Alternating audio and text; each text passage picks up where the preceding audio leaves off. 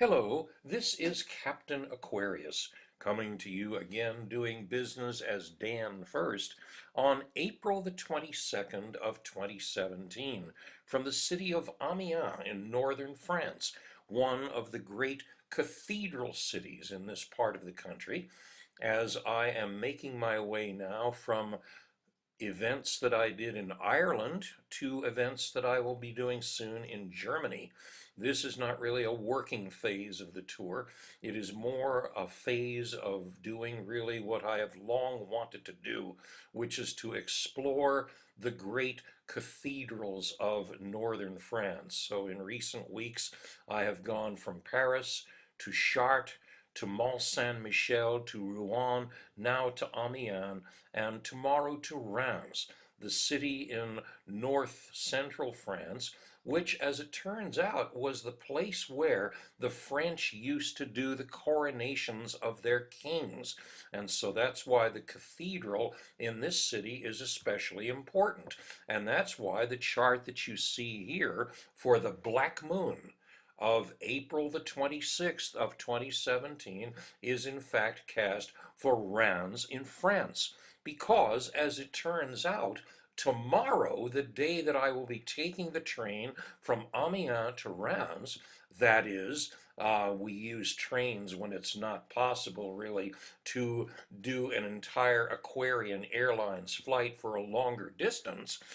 I will be moving to Reims on the very day that the French are having the first stage of their next presidential election, which, as you may know, usually happens in two stages. In stage one, everybody votes for whoever they want, and then this produces two leading candidates who become the contenders for the runoff in a second election.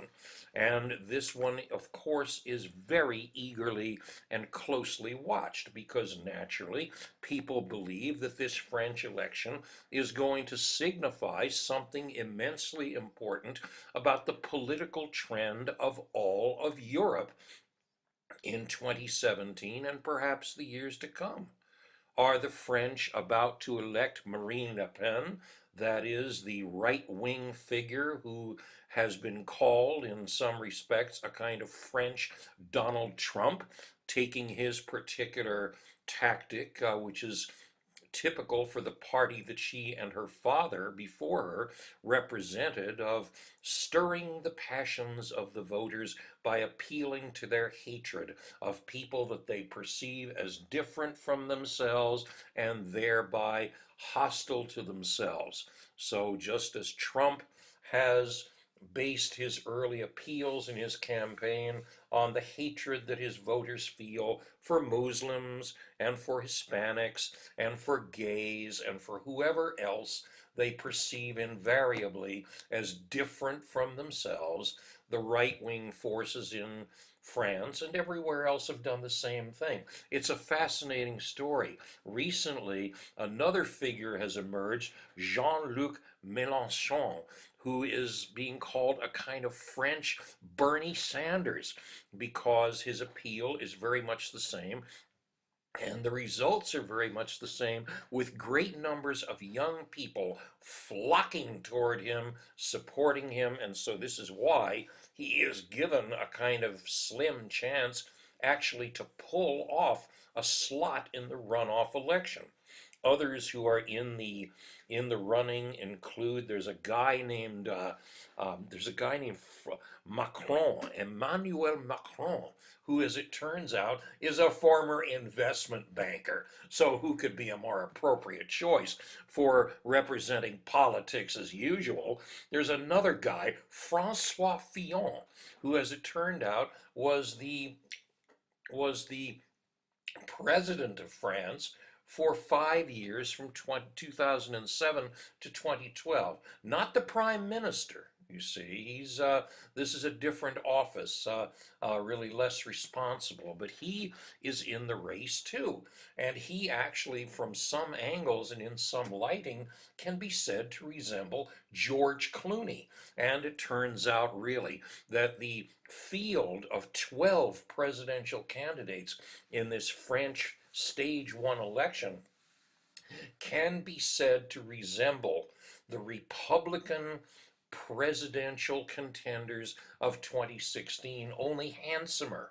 So this process is going to be extremely important, as you know, in giving people one way or another an idea that either the trend toward right-wing politics in the United States and Europe is going to continue, or there may be some changing of course here. The entire basic theme is familiar to us by now, and it's the theme that applies really, as you know, to this moment when we are in transition from the end of the age of Pisces to the beginning of the age of Aquarius. The age of Pisces necessarily, as you know by now, has been largely separative, exclusive, endlessly dualistic in finding ways to separate us from them, black and white, and every other way that we have of drawing distinctions between ourselves and other people whom we see as different from ourselves, with the result, inevitably, that when human beings are thinking in this way, there is a very small slip of the lip that goes from thinking a person is different to thinking he is an enemy, or he is inferior, or he is a threat, and so on. And so the other point of view, naturally, the Aquarian point of view, is inclusive. It sees all human beings as basically the same and wishes to evolve beyond these misunderstandings, these prejudices, these blindnesses, these misconceptions, to the effect that simply because we have different skins, we are somehow different people. The fact is, on the inside, we are all the same color, which is neutral. And this may apply also to all other apparent distinctions, which matter little to those who are living in love and in inclusiveness, but which matter a great deal to those who are living in fear and exclusiveness. So we take a look at the chart and we see then the way in which this chart reflects this fundamental situation, not only at the moment of this very important French election, but also at the time when we are going to find ourselves increasingly faced with the question of whether we are going to keep doing things as we have always been doing them before, or whether we are going to start doing things differently, with the understanding that if we keep doing things the way we've done before, we're going to get the same results we have gotten before. One does not have to be Lewis Black to see this, or to begin yelling in a somewhat louder tone of voice about it. We can keep doing the same things, getting the same results. We can consider doing different things and perhaps, oh my, getting different results. How does the chart reflect this? Well, look up at the top and you see that the ninth house, which is the house of government, of institutional power, of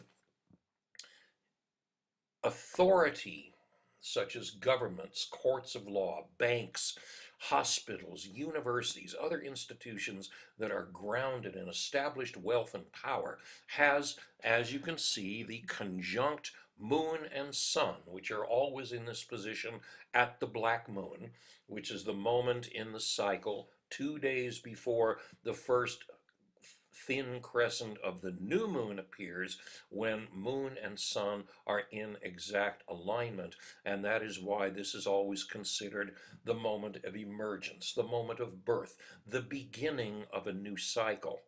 To the right of this is another important conjunction that we see here between Mercury, who looks rather like Venus. You see Venus there in the 8th house, except Mercury has these two little things at the top of his symbol that remind me of the wings on Mercury's helmet. Mercury is the messenger, the communicator, the force of thought and of speech.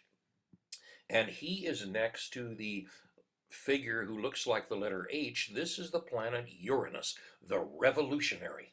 the bringer of change, the innovator, when these two are in conjunction like this, it means an abundant, really fervent electrical flow of thought and inspiration. It means that a number of people in the area of public administration, authority, and power are going to be handling an enormous flow of new ideas. Doesn't mean necessarily that they're good ideas or that they mean you any goodness at all. The people who mean to hurt and undermine others can be as inspired and hardworking as those who mean to help and heal us.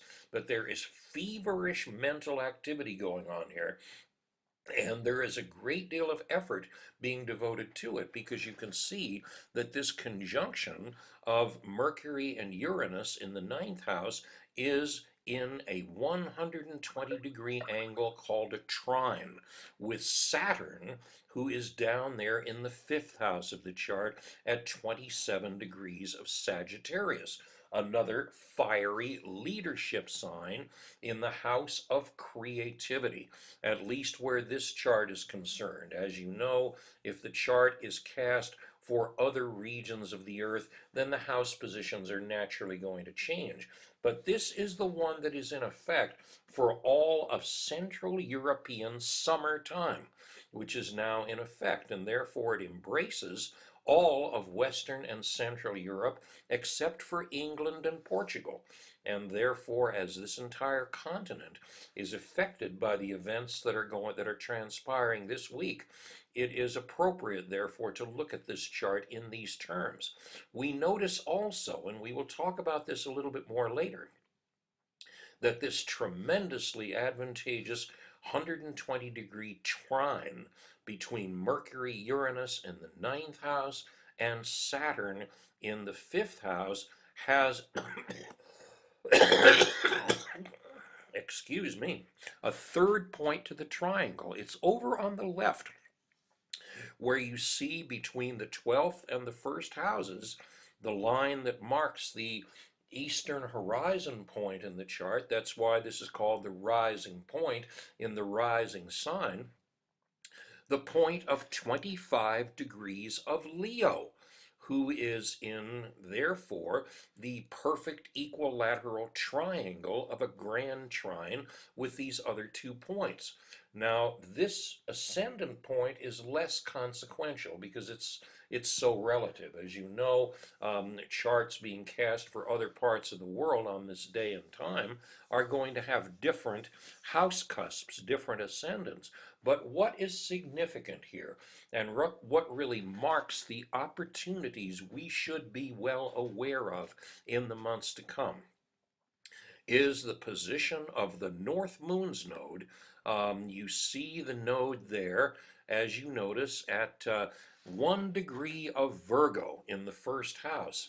Unlike the planets, which within this design move counterclockwise to the left within the wheel, the nodes move to the right, which means that in the months ahead, the north node, the right side up horseshoe, will be moving closer and closer to the late degrees of the sign of Leo, which will bring him into the perfect grand trine with these other 3 points, as well, not really with Mercury, because Mercury is so fast moving. But Mercury leaves the alignment, but Uranus and Saturn and the North Moon's node will be in this grand trine with each other for much of the summer.